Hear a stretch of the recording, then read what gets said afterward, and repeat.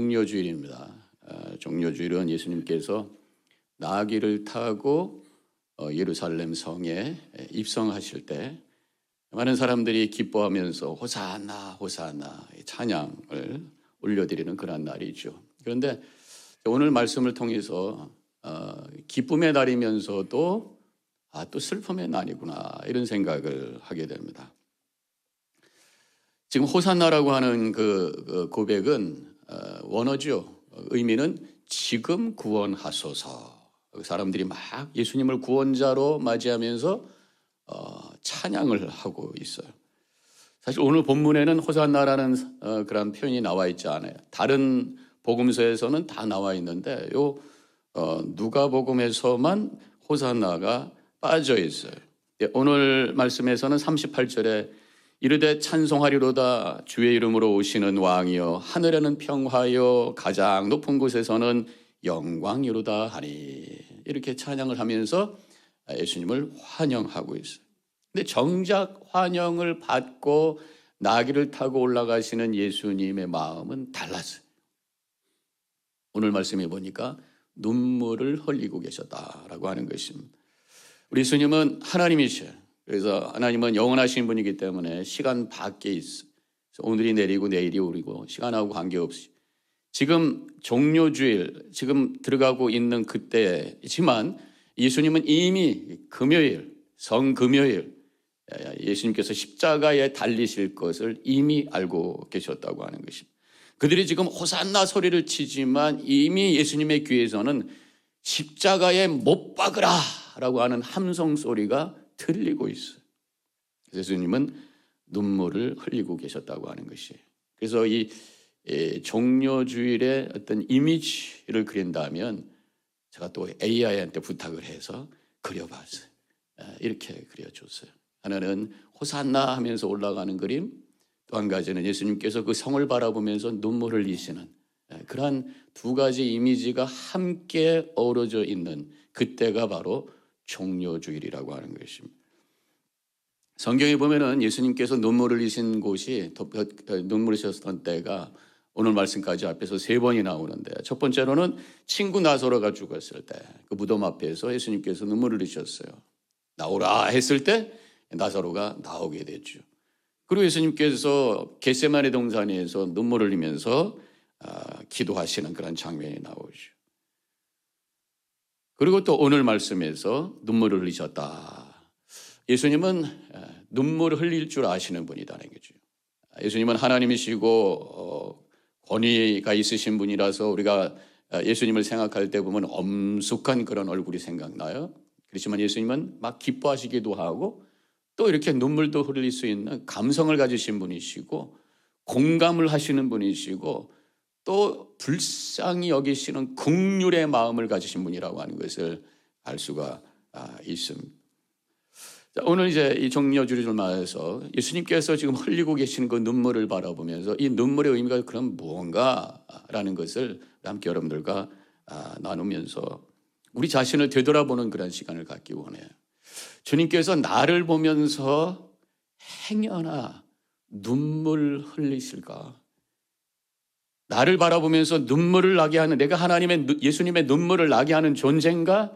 아니면 예수님의 얼굴에 웃음을 띠게 하는 기쁨을 주는 존재인가? 한번 점검하는 그런 시간을 갖기를 원합니다. 예수님의 눈물의 의미를 뭘까? 첫 번째로는 영적 무지에 대한 눈물, 이렇게 제가 제목을 만들어 봤어요. 영적 무지에 대한 눈물. 41절 가까이 오사 성을 보시고 우시며 나귀 타고 예루살렘 성으로 올라가시는데 성 앞에 오셨을 때 성을 보시면서 예루살렘 성벽이죠. 성벽을 보시면서 지금 울고 계신다고 하는 것이 지금 이때는 6월절입니다. 흩어졌던 이스라엘 백성들이 6월절에는 다 예루살렘으로 오게 되어 있어요. 왜냐하면 예루살렘 성 안에 성전이 있죠. 그 성전에서 출애굽해 주신 하나님의 은혜를 고백하며 감사로 예배하기 위해서 수십만이 모인 거예요. 수십만. 근데 여기에 아이러니가 있습니다. 예수님을 예배하기 하나님을 예배하기 위해서 하나님을 섬기기 위해서 모였는데 자기들이 섬기는 그 하나님의 아들이신 예수님을 알아보지를 못하고 있다고 하는 것입니다. 예수님을 환영은 하는데 하나님의 아들로 하나님이 계시하신 예수 그리스도로 그 예수님을 환영하는 것이 아니라 자기들이 믿고 싶은 대로 자기들이 기대하고 싶은 대로 기대하면서 환영을 하고 있다고 하는 거예요. 그런데 나중에 자신들의 기대와 다르게 예수님께서 모습을 보여주시니까 행동하시니까 나중에 오히려 예수님에 대해서 반감을 갖기 시작하고 예수님을 배반해버리고 그리고 나중에 예수님을 향해 십자가에 못 박으라 이것을 예수님께서 이미 아시면서 눈물을 흘리고 계시다고 하는 것입니다.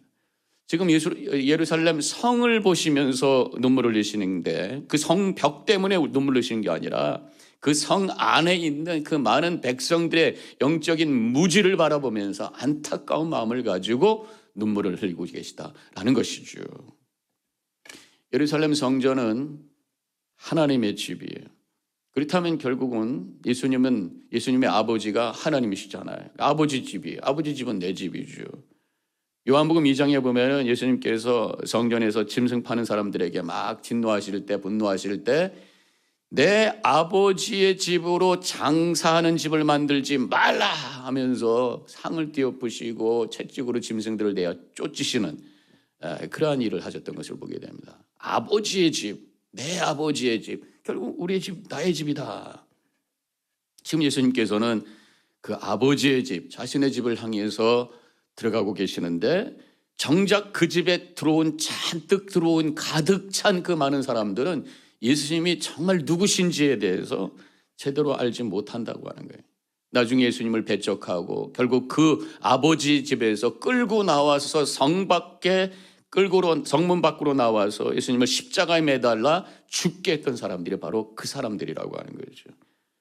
지금 호산나 소리를 치고 있지만 그들은 예수님을 자기 멋대로 지금 생각하고 고백하고 있는 거예요. 그들은 지금 정치적인 메시아, 경제적인 메시아, 로마에서 독립시켜 주실 어떤 투사, 자신들의 배고픔을 해결할 경제적 메시아로 지금 소리치면서 호산나하고 있는 거예요. 나중에 자신들의 기대와 달랐을 때 예수님에 대해서 실망하게 되고 십자가에 못 박게 되는 이것을 예수님은 알고 있었다고 하는 거죠. 이런 질문을 하게 돼요. 어떻게 사람이 이렇게 3, 4일 만에 이렇게 극단적으로 변할 수 있을까? 드라마틱하게 변할 수 있을까? 메시아로 호산나 했던 사람들이 어떻게 십자가에 못 박으라 하고 똑같은 입에서 3, 4일 만에 이렇게 다른 소리가 날 수 있을까? 이게 바로 우리의 모습이고 인간의 모습이라고 하는 것을 보여주고 그것을 보면서 예수님이 안타까운 마음으로 눈물을 흘리고 계시는 거예요. 물론 지금 유대교 지도자들이 이미 예수님에 대한 반감을 갖고 있었어요. 그리고 예수님을 없앨 계획을 갖고 있었습니다. 오히려 사람들이 호산나 막 외치니까 더 지금 이번에 꼭 제거해야 된다는 그런 결심을 했었을 거예요. 그런데다가 예수님께서 예루살렘 성에 입성하시고 나서 그 다음날 성전에서 장사하는 사람들을 몰아치시면서 짐승들을 채찍으로 몰아내시는 모습을 보면서 더 이상 참을 수가 없었어요. 지금 유대교 지도자들은 예수님을 바라보면서 자기가 뭔데 지금 제물로 올려드리려고 하는 그 짐승들을 파는 자들을 저렇게 몰아낼 수가 있는가 하면서 분노하고 있었던 거죠. 예수님은 오히려 성전 안에서 장사하고 있는 그 장사꾼에 대해서 분노하고 있었어요. 그들이 지금 제사장들과 결탁이 되어서 밖에서 가져온 것은 리젝을 시키고 안에서 사게만 만들면서 폭리를 취하고 있으면서 제사장들과 이 장사꾼들이 그 이문을 나눠 먹고 있는 그런 더러운 모습을 보면서 성전을 더럽히고 있다고 하는 그 분노를 가지시고 채찍을 들어서 짐승들을 쫓아내고 있는 그런 상황이었던 것이죠. 그러면서 아버지의 집을 더럽히지 말라.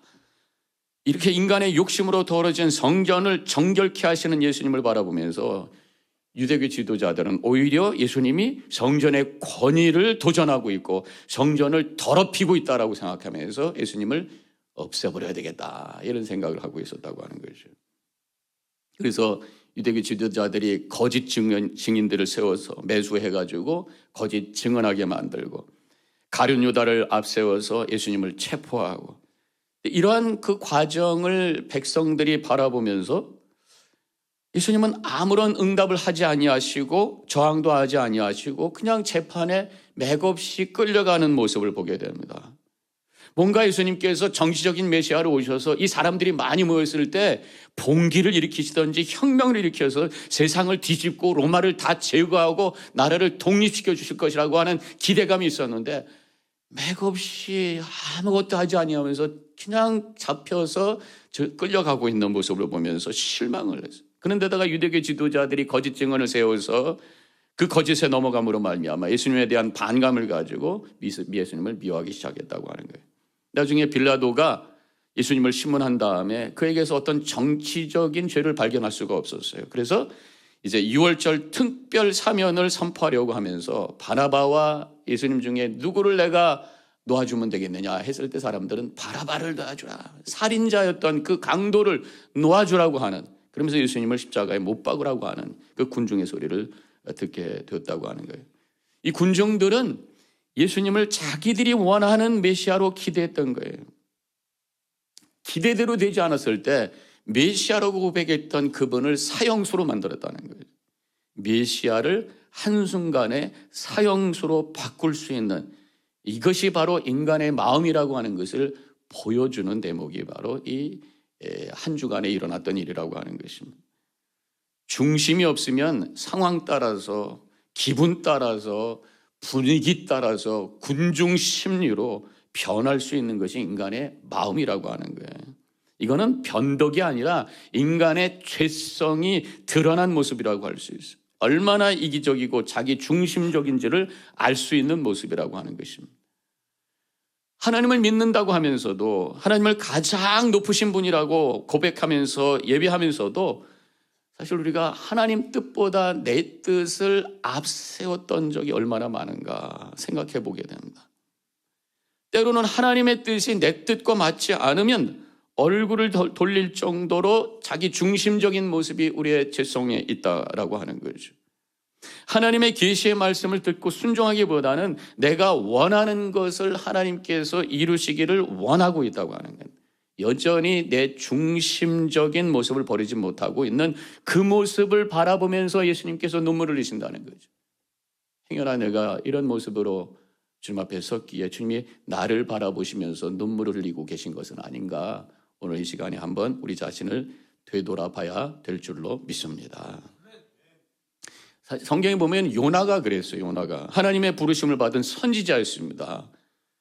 그런데 하나님의 뜻보다 자기의 생각을 앞셌던 사람이에요. 하나님은 니느웨가 회개하기를 원하셨어요. 그런데 요나는, 니느웨가 누굽니까? 아수르, 북이스라엘을 괴롭혔던 아수르, 거기에 수도에 그 사람들이 회개하는 꼴을 보기가 싫었던 거예요. 그래서 다시스로 도망간 거예요. 나중에 하나님께서 물고기 뱃속에서 그가 회개하는 모습을 듣고 다시 살려주셨어요. 그래서 마지못해서 가서 하나님의 말씀을 선포했을 때 니느웨 사람들이 막 회개하고 있을 때 할렐루야 찬양한 것이 아니라 오히려 요나가 화를 내고 있어요. 요나서 4장 1절에 보니까 요나가 매우 싫어하며 성내며 여호와께 기도하여 이르되, 성내면서 기도하여, 내 뜻대로 되지 않았기 때문에 하나님의 뜻이 이루어지고 있는데, 하나님은 기뻐하고 있는데 지금 요나는 하나님께 성내고 있어요. 자기 뜻대로 이루어지지 않았다고. 이게 우리의 모습은 아닌가 한번 생각해 보자 말이죠. 하나님의 은혜를 경험했고 하나님의 구원의 역사를 보면서도 여전히 자기 생각과 자기 생각을 고집하고 있는 그 모습, 이 요나의 모습. 요나가 물고기 뱃속에서 죽었다가 살아났어요. 그렇지만 그럼에도 불구하고 아직도 변하지 않은 모습, 덜 죽어 있는 모습이라고 하는 거예요. 우리가 예수님의 십자가를 고백하면서 나도 예수님의 십자가와 함께 죽습니다, 내 안에 예수님께서 살아 역사하심을 믿습니다, 고백을 했는데 순간순간마다 여전히 내 생각이 하나님 생각보다 앞서고 있는 것은 아닌지. 그래서 우리는 매일매일 또 한 번 죽어야 될 줄로 믿습니다. 그래서 고린도전서 5장에서 사도 바울도 그렇게 엄청난 예수 그리스도를 만나는 체험을 했던 그 사도 바울도 나는 날마다 죽노라 그렇게 말씀하셨어요. 매일 아침마다. 그래서 신앙은 단위가 every day, 매일마다 말씀 앞에 다시 한번 나를 올려놓고 십자가를 바라보며 또 한 번 죽고 주님과 함께 새롭게 결단하며 주님의 뜻을 앞세우며 살아가는 그러한 거룩한 삶을 살아가는 우리 성도님들 되시기를 주님의 이름으로 간절히 축원합니다. 이번 한 주간 우리 고난 주간이 바로 십자가를 향한 여정이에요. 십자가를 바라보며 또 한 번 회개하고 내 중심적인 그런 고집스러웠던 마음, 변덕스러웠던 나의 마음 주님 앞에 내려놓고 십자가 앞에 내려놓고 주님의 뜻을 결단하며 주님의 뜻대로 살기로 결단하며 하나님께 영광 돌리는 우리 모든 성도님들 되시기를 주님의 이름으로 간절히 축원합니다. 예수님이 눈물을 흘리신 또 한 가지 이유는 평화 부재에 대한 눈물. 제가 이렇게 한번 제목을 또 정해봤어요. 42절에 오늘 말씀에 이르시되 너도 오늘 평화에 관한 일을 알았더라면 좋을 뻔하였거니와 지금 내 눈에 숨겨졌더라. 내 눈에 숨겨졌더라. 이게 무슨 말씀인가? 일단 이제 새 번역 같은 번역을 좀 보면 잘 풀어지는 번역을 보면 도움이 되죠. 오늘 너도 평화를 이루게 하는 일을 알았더라면 좋을 터인데 그러나 지금 너는 그 일을 보지 못하는구나. 예수님께서 지금 평화를 위해서 움직이고 있는데 내가 지금 그 평화를 이루는 일을 보지 못하고 있구나. 평화를 모르고 있는 사람들에 대한 그 안타까운 마음을 가지고 지금 눈물을 흘리고 계시다고 하는 것입니다. 예수님이 평화를 위해서 오신 분이라고 하는 것을 알지 못하는 그런 모습이죠. 오늘 이 구절의 핵심 단어는 바로 평화, 샬롬입니다. 샬롬을 모르는 그러고 있는 사람들에 대한 안타까운 마음으로 눈물을 흘리시는 것이죠. 하나님의 궁극적인 뜻이 우리 안에 평화가 이루어지는 내 영혼의 평화, 하나님과의 관계의 평화, 또 우리 사람과 사람 사이의 평화, 샬롬을 위해서 하나님께서 일하시는 것이 구원의 뜻이라고 하는 거예요. 그래서 예수님께서 부활하신 다음에 제자들을 만나서 제일 먼저 선포했던 말씀이 뭡니까? 너희에게 평강이 있을지어다. 그렇게 말씀하신 거예요. 지금 예수님께서 들어가고 있는 예루살렘 성, 예루살렘이라고 하는 이름 자체가 평화를 세우는 곳이다라는 뜻이에요. 예루라고 하는 것은 예루엘이라고 하는 데서 나왔는데 예루엘은 세운다, building something이라는 의미고 그 다음에 살렘이라고 하는 것은 샬롬에서 나오는 평화, peace라고 하는 것이죠. 평화를 세우는 평화의 도시, 이게 바로 예루살렘인데 정작 샬롬을 모르고 있구나 탄식하는 예수님의 마음이죠. 지금 예루살렘 성 안에서는 성전이 있어요. 성전에서 하나님께 제물을 드리고 있습니다. 희생 제물을 드리는 거예요. 이 희생 제물이라고 하는 게 뭐냐면 하나님과 사람 사이에 샬롬을 세우는 일을 위해서 하고 있는 게 바로 희생 제물을 드리는 예배였다고 하는 거예요. 레위기에 보면은 성전에서 드렸던 제물이 5가지가 나옵니다. 번제, 소제, 화목제, 속제제, 속건제. 성경 공부하신 분들은 대개 무슨 말씀인지 알 거예요. 소제라고 하는 것은, 번제라고 하는 것은 짐승을 다 태워서 헌신의 의미로 드리는 거고요. 소제라고 하는 것은 곡식을 갈아가지고 태워서 하나님께 드리는 감사의 고백이고요.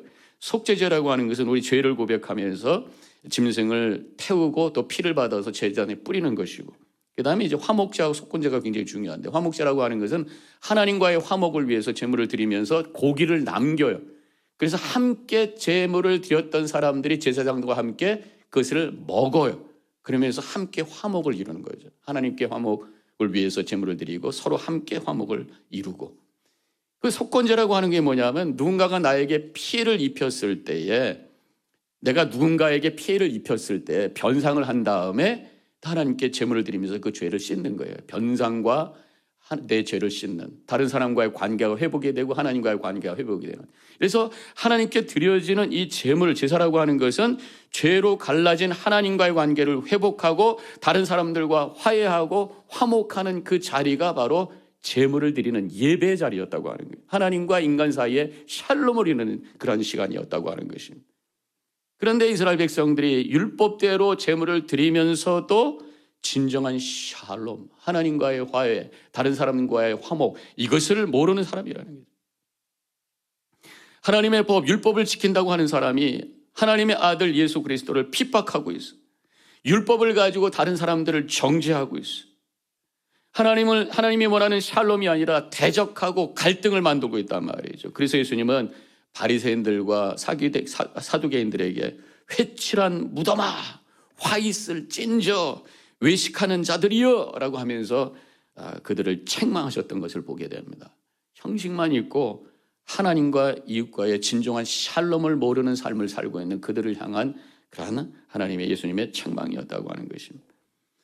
하나님과의 샬롬은 율법이 아니라 복음을 믿음으로서만 가능한 것이, 복음으로서만, 십자가를 통해서만 가능합니다.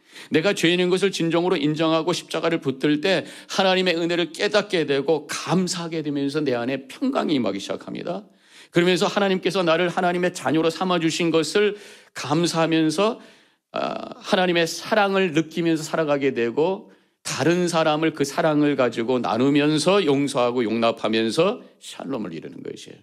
예수 그리스도를 통해서 십자가를 통해서 복음만이 우리에게 진정한 평안을 줄 수 있음을 다시 한번 믿고 고백하는 이 예배가 되시기를 주님의 이름으로 간절히 축원합니다.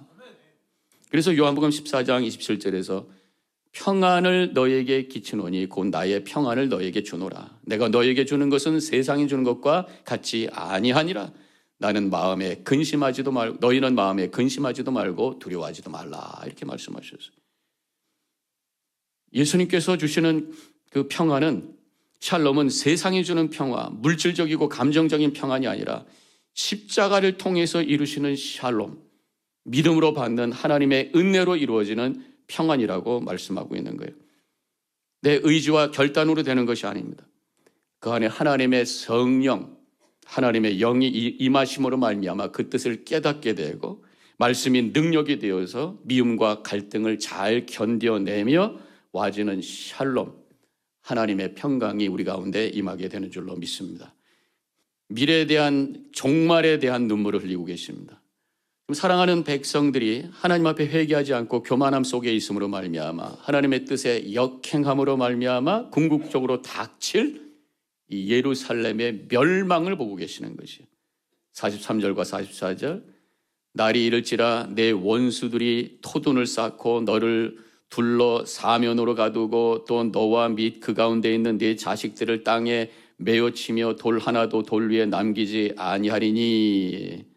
이 말씀은 30년 후에 일어날 이 성전이 무너질, 이스라엘 백성들이 봉기를 했어요. 그래가지고 로마에서 로마 군인들을 보내가지고 성전을 다 파괴시키고 성벽을 다 무너뜨리는 그것을 지금 미리 바라보면서 눈물을 흘리고 계시다고 하는 것입니다. 여기서 원수라고 하는 것은 로마를 의미해요. 토둔을 쌓았다고 하는 것, 성 밖에다가 진지를 만든 거죠. 포위를 한 거예요. 돌 하나도 돌 위에 남기지 않겠다. 성이 무너지고 그러면서 그 안에 있었던 모든 사람들이 파괴가 되는 것을 말씀하고 있는 것입니다. 예수님의 눈물은 예루살렘의 종말에 대한 눈물에서 더 나가서 우리 인간 개인의 종말, 이 세상의 역사의 종말 때 구원받지 못하고 불행하게 던져지는 영혼들을 바라보며 흘리는 눈물이 바로 예수님의 눈물이었다고 하는 것입니다. 당시에 성전이 지어지고 있었어요. 웅장한 성전이었습니다. 마가복음 13장 1절에 보면은 제자가 그 성전을 가리키면서 선생님이여 보소서 이 돌들이 어떠하며 이 건물이 어떠하니까, 이 건물이 어떻습니까? 질문이 아니라 감탄하는 거예요. 그래서 영어 성경에 보면은 Look, teacher, what massive stones, what magnificent buildings. 그러면서 이 감탄, 너무 멋지지 않습니까? 그때 예수님께서 마가복음 10장 13장 2절에서 내가 이 큰 건물을 보느냐? 돌 하나도 돌 위에 남지 않고 다 무너뜨리리라 하시니라 그랬어요. 사람들은 눈에 보이는 것만 봐야. 그래야 예수님은 그 속의 것을 본다. 영혼을 보신다는, 미래를 보신다는. 잘 먹고 잘 살고 그렇지만 예수가 없으면 그 안에 무너질 영혼이 될 것이라고 하는 것이죠.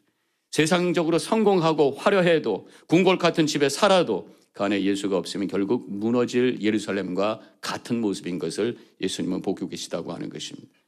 예수님께서 지금 내 영혼을 보시고 어떻게 하실까? 혹시 만에 하나라도 내 영혼의 종말을 보시면서 눈물을 흘리고 계신 그런 내 모습은 아닌가? 그런 대상이 되지 않아야 될 줄로 믿습니다. 오히려 내 영혼을 바라보면서 기뻐하면서 어쩔 줄 모르는 그런 믿음의 소유자로 하나님께 영광 돌리는 우리 모든 성도님들 되시기를 주님의 이름으로 간절히 축원합니다. 오늘 종료주일을 맞아서 다시 한번 호산나 외치는 소리와 함께 동시에 예수님의 눈물을 보았어요. 내가 주님의 눈물의 대상이 아니라 주님의 기쁨의 대상이 되는 삶을 살기로 결단하며 살아가는 우리 성도님들 되시기를 주님의 이름으로 간절히 축원합니다.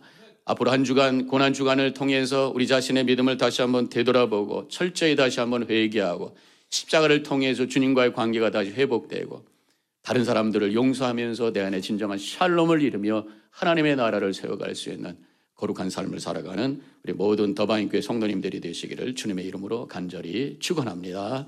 기도하겠습니다.